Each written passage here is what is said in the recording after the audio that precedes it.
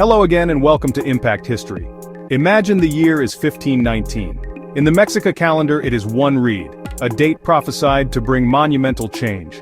Across the Aztec Empire, unsettling omens have gripped the people with dread. A comet like a tongue of fire, a temple spontaneously burning.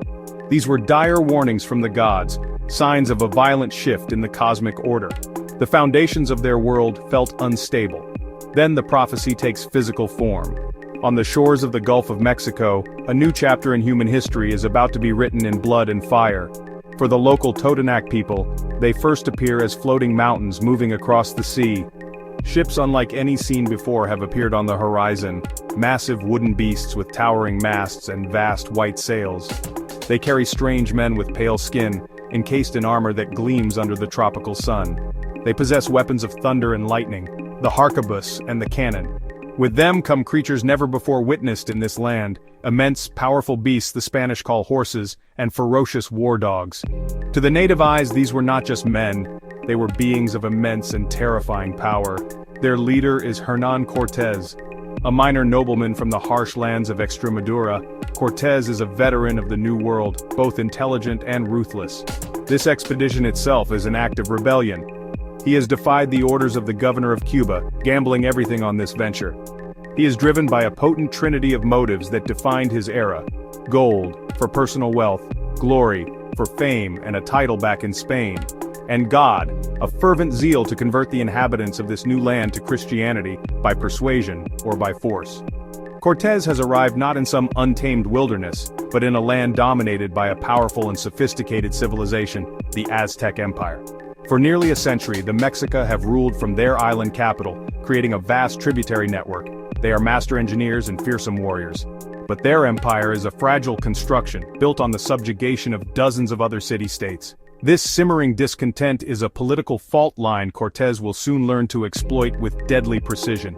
At its heart lies the magnificent capital, Tenochtitlan. A marvel of urban planning, it is a city larger and more populous than any in Spain. Built on an island in Lake Texcoco, it is a metropolis of canals, causeways, and man-made agricultural islands called chinampas. It is a world of towering pyramids, bustling markets, and intricate social structures. This is a civilization at its absolute zenith, a world completely unknown to the Europeans, and the Europeans are a complete mystery to them. News of the strange arrivals travels quickly to the court of the Emperor Moctezuma II. A deeply religious ruler, he is now faced with a dilemma. Are these men gods? Could their leader be the legendary feathered serpent god, Quetzalcoatl, returning from the east? Or are they simply foreign invaders? Unsure how to act, Moctezuma dispatches emissaries bearing magnificent gifts of gold and turquoise. It is a gesture of diplomacy that will be tragically misinterpreted as a sign of immense wealth. This fateful encounter was not a meeting of equals, it was a collision of technology, European steel against Mesoamerican stone, a collision of biology, as unseen diseases would soon prove more devastating than any weapon, and a collision of cosmology, a worldview centered on a cyclical, sacrificial universe against one driven by linear conquest and divine mandate. This was a clash between two vastly different worlds, each with its own gods, its own armies, and its own unshakable belief in its destiny. The future of a continent hung in the balance. The year is 1519. On the shores of the Yucatan Peninsula, a fleet of Spanish galleons appears. At their head is Hernán Cortés, a man of immense ambition acting in open defiance of his superior, the governor of Cuba. His goals are clear: claim this new world for Spain, convert its people, and seize the legendary gold of the interior. His force is minuscule, just over 500 soldiers, 16 horses, and a few cannons. But they possess weapons of steel and firearms, technologies utterly alien and terrifying to the native peoples. Cortés's greatest weapon, however, is his cunning. He acquires a translator and advisor, a Nahua woman known as La Malinche. Her linguistic skills and understanding of regional politics prove indispensable. Through her, Cortés learns of the mighty Aztec Empire and the deep resentment felt by its subjugated peoples.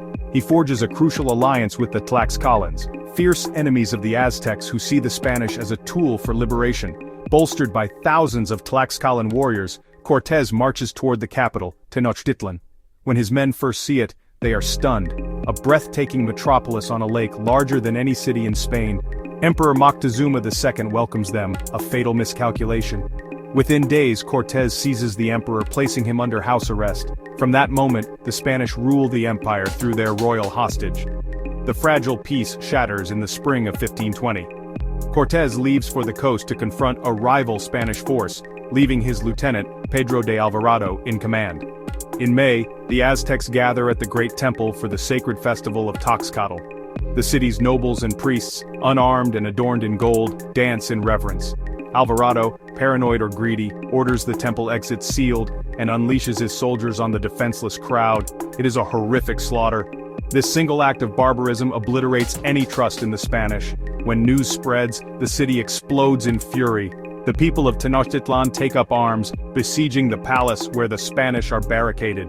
Cortés returns to a city in open rebellion. He fights his way to the palace, but now his entire force is trapped. He forces Moctezuma onto a balcony to calm the crowd, but his authority is gone. The people pelt him with stones. Mortally wounded, Moctezuma dies days later, some say from the stones, others that the Spanish killed him. With their puppet gone, Cortés plans a desperate nighttime escape. On June 30th, 1520, La Noche Triste, they try to sneak out, but they are discovered. Aztec warriors swarm the causeways, attacking from land and canoes. The Spanish, weighed down by stolen gold, are slaughtered. Hundreds of conquistadors and thousands of their allies are killed or drowned. It is a devastating defeat. Battered and broken, Cortés and the survivors retreat to Tlaxcala. Any other commander might have fled, but Cortés's will is iron. He regroups and plans his revenge. During this time, a far more deadly weapon is unleashed: smallpox. Carried by a Spaniard, the disease sweeps through the native population, who have no immunity. It kills tens of thousands in Tenochtitlan, including the new emperor. By spring 1521, Cortés returns. He launches a full-scale siege with a fleet of custom-built warships to control the lake, cutting off food and water. Under their final emperor, Cuauhtémoc, the Aztecs mount a ferocious defense. For 93 days they fight with desperate courage, but against cannons, starvation, and disease, the outcome is inevitable. On August 13, 1521, Tenochtitlan falls. The Spanish raze the magnificent city, and upon its ruins, they begin to build a new capital, Mexico City. Drawing from David Stannard's American Holocaust, the Spanish conquest is portrayed as genocide. Key documented atrocities include the Cholula Massacre, where Cortés ordered the slaughter of thousands of Choluteca civilians, possibly up to 6,000, in a preemptive act of brutality and intimidation. Mass torture and cultural destruction were rampant. Native elites were publicly executed, temples were destroyed, idols defaced, and codices burned, erasing centuries of Mesoamerican knowledge and identity. Smallpox and other European diseases decimated native populations, while societies were enslaved under the exploitative encomienda system, forced into labor in mines and plantations. Scenario 1. What if the Aztecs had completely repelled Cortés? The Noche Triste, the Night of Sorrows, was a desperate, bloody retreat for the Spanish, a near-total disaster where Hernán Cortés himself was almost killed. But what if his luck had run out? Had the Aztecs captured or killed Cortés on that causeway, the entire invasion would have collapsed. Without his singular, driving ambition and tactical genius, his remaining men would have been a leaderless, demoralized mob, easily hunted down and destroyed. For the Aztecs, this would have been more than a military victory. It would have been a profound spiritual vindication. The sacrifice of the captured invaders would have sent a terrifying message across Mesoamerica.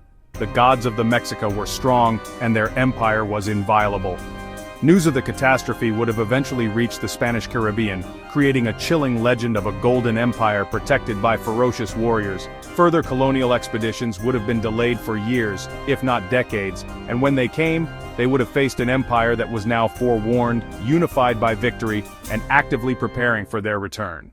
Scenario 2. What if smallpox had not spread? The single most devastating weapon the Spanish brought to the Americas was not the sword or the cannon, but disease.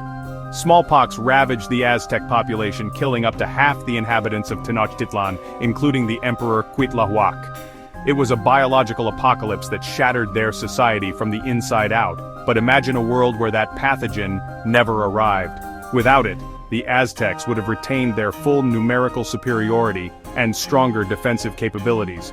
The siege of Tenochtitlan would have been a contest of equals.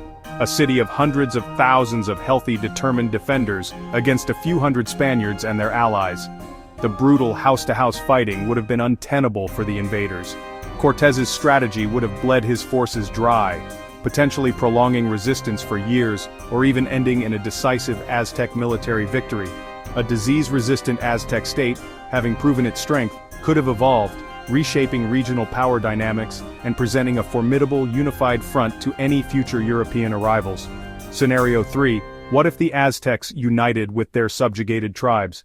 The Aztec Empire was not a monolith but a fragile mosaic of conquered city-states bound by tribute and fear. This internal resentment was the critical vulnerability Cortez exploited. But what if a visionary Aztec leader, seeing the existential threat posed by the Spanish, had chosen diplomacy over domination?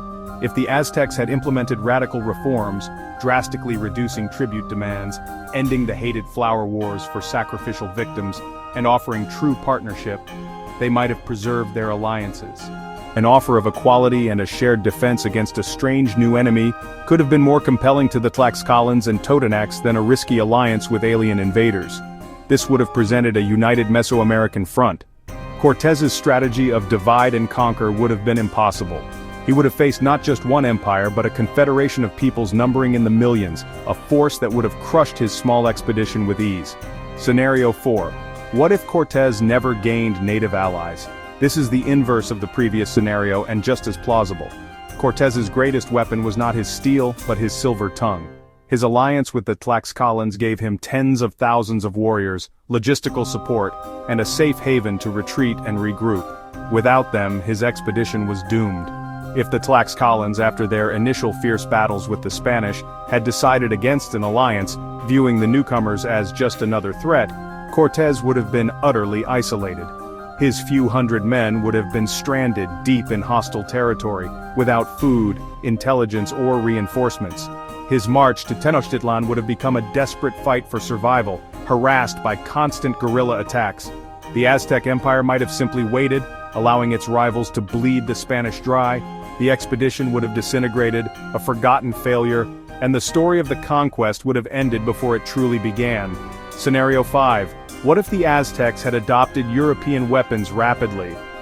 The technological gap between the two worlds was immense, but the Aztecs were brilliant engineers and famously quick studies.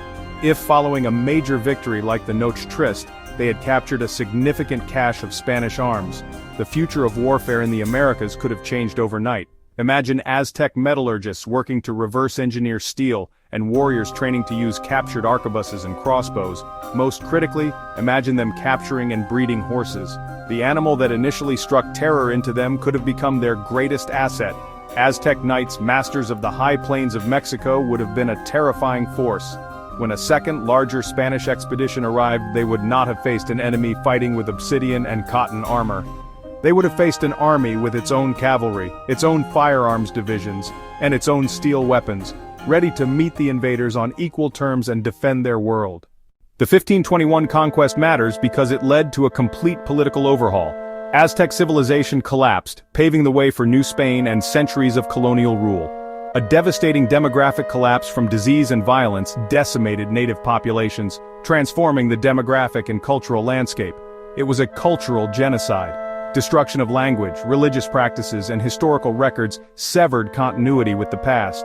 The conquest had a massive global impact. It fueled Spanish wealth and power, altered European economies, and dramatically shaped the trajectory of the Americas. Thank you for watching another episode of Impact History. Be sure to like and subscribe for more fascinating stories as we continue to dive into history and its impact on the world as we know it.